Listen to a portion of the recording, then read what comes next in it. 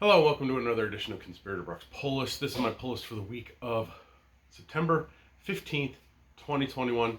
I am feeling better this week. Actually started feeling better at the end of last week. I did take a COVID test. I tested negative, so woohoo, no COVID there. Kids tested negative as well. We just had whatever the flu was that's going around. Because yes, the flu does still exist, and you can still get it. So, yeah. So sorry for the delay in getting the video up from last week. I got that up last night, but tonight I need to get the new pull list up for you. So let's dive right in. First up, we have Batman 89, number 2. I have not read the Batman 89 stuff yet. I'm super stoked for it because it's written by Ham, and he's the guy that originally wrote the Batman movie script. So yeah. Cannot wait to dive in. I've read Superman 78, and that was really good. So I think that Batman 89 is just going to be great as well. And so yeah, next up we have Batman Urban Legends number 7. I'm above 3 issues behind on this now, but hey, I'll get to it eventually. Next up we have Bermuda number 3. Again, I read the first issue. It was enjoyable. I'm waiting to do the second issue and the third issue because, you know, you're behind this stuff. Next up, we have Challenge of the Super Sons, number 6 of 7. I am actually caught up on this one, and it's fun. It's fine. It follows definitely in the vein of Peter Tomasi's stuff with Damian and Jonathan, and it's just good overall. Next up, we have Compass, number 4 of 5.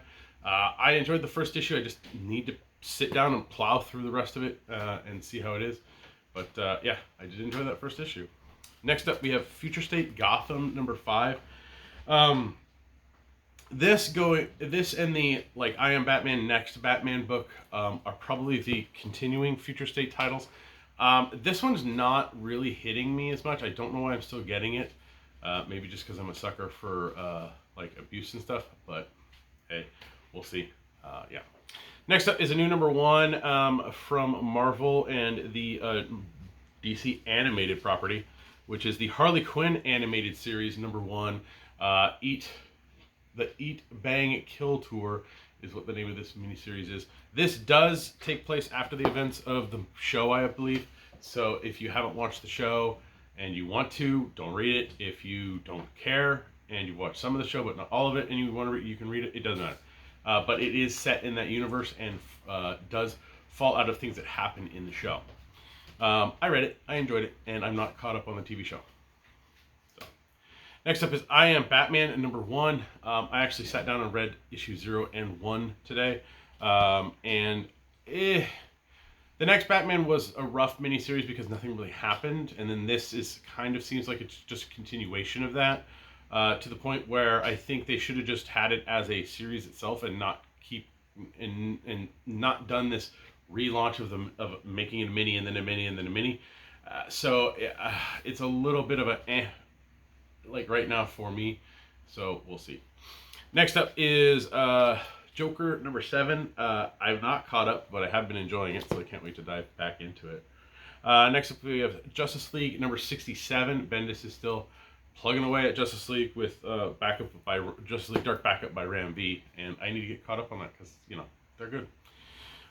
Next up we have Justice League Last Ride number 5. Chip Zdarsky's done a great job with this. And I enjoyed the first issue or 2 I read, but I need to get caught up.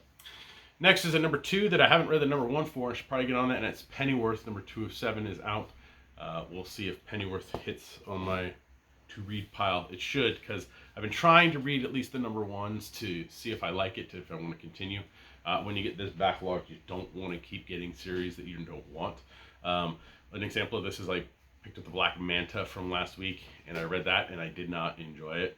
It's definitely one that, like, there were things in it that were interesting, but overall I was not intrigued by that first issue, so I'm just not going to get it.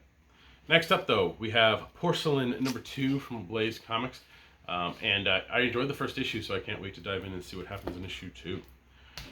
New number 1 this week. I did read it, did enjoy it, and well, I'm gonna get it regardless because it's Jeff Lemire and Andrea Sorrentino, and that's Primordial number 1. It was really, really good. Check it out if you can find a copy. We sold out, so probably a lot of other places did too. Probably because if you notice, Image books for a little bit don't have the high numbers that they used to, because Diamond, for some odd reason, decided not to do returnability or agree to returnability. And so, yeah, your stores aren't going to be taking risks on those random indie books that are coming out, because Image and Diamond and them aren't doing returnability on that. I hear they got rid of it and brought it back, but Primordial's one of those ones that was stuck in the middle, so look for Primordial #1, second prints. Next up is the last book in a series for Tom King, and that's Rorschach #12. I already read it. I need to reread the whole thing all at one time. Like, I kind of understood what was going on in the story, but I think it's something that needs to be read in one, like, when you sit down and read the whole thing.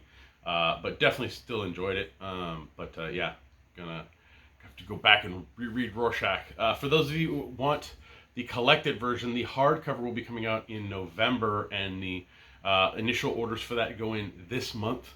So if you want to get that, get your initial orders in this month. If not, 3 or 4 weeks out from when it's going to be published is when you get final order cut off. So be on the lookout then if you don't pre-order it now. Next up is Seven Secrets #12. I just got caught up on this book, and I'm like, ugh. That's always the fun part, is like, yeah, I got caught up, and then another issue comes out, and you're like, no.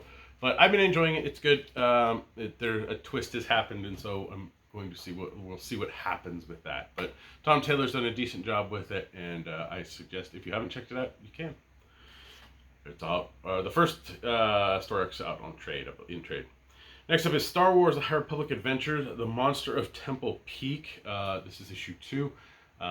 I've been reading the High Republic Adventures books, the main series. I have not yet started the monster one, but I'm trying to check out all the High Republic stuff just because it looks interesting. Next up is Superman and the Authority, written by Grant Morrison. But it's just crazy. It's Authority. It's Superman. It's Grant Morrison. Just read it. You might not understand it, just read it. Next up is Titans United #1 of 7. I read this and I was torn. I don't know if I don't care or I'm wondering what they're trying to do. They're definitely trying to put a little bit of the feel of the TV show in the book, but at the same time carry some of the weight, or carry some of the feel of just having a Titans book. So I'm not too sure what that book wants. I think it has a slight identity crisis with the first issue, so we will see, but I don't know if I want to get issue 2. I probably will. I'll probably read it, and I probably won't like it, but who knows. Next up is Walking Dead Deluxe #23. I have 23 issues of Walking Dead to get caught up on. I'll do it at some point. At some point, I will do it. 24 might be the one where I'm like, yeah, I'm just going to hunker down and read all these. Wish me luck. And finally, on my pull list, we have Wonder Woman #779. Looks like Dead Man's making an appearance. It looks like, I don't know who's in the back, but, hey, it's some bad female that Wonder Woman's dealing with. So we'll see. I'm not really caught up with it, so I don't know how Clunan,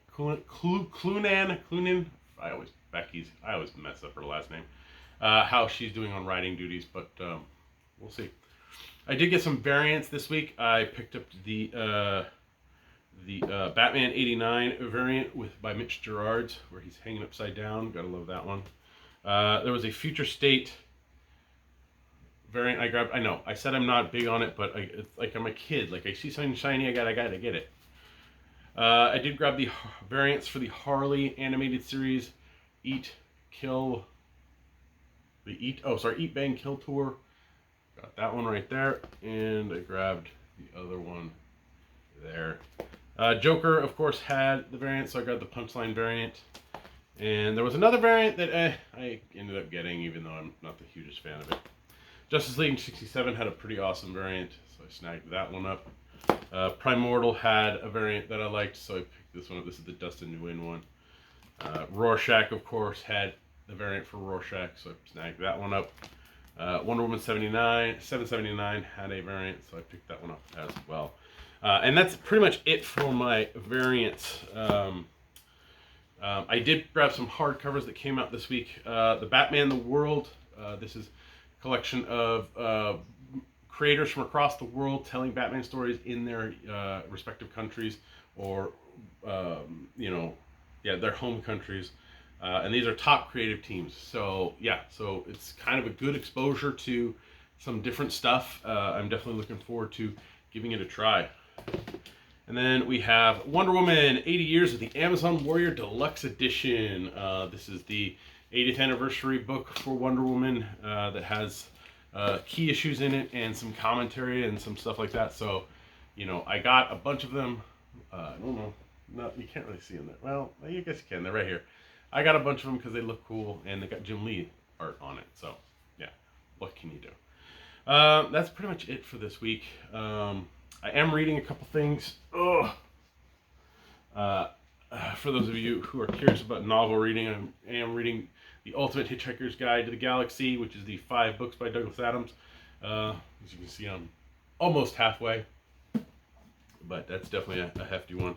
At the school I work at, one of the classes I'm working in is reading Animal Farm, so by George Orwell. So I got my Permabound.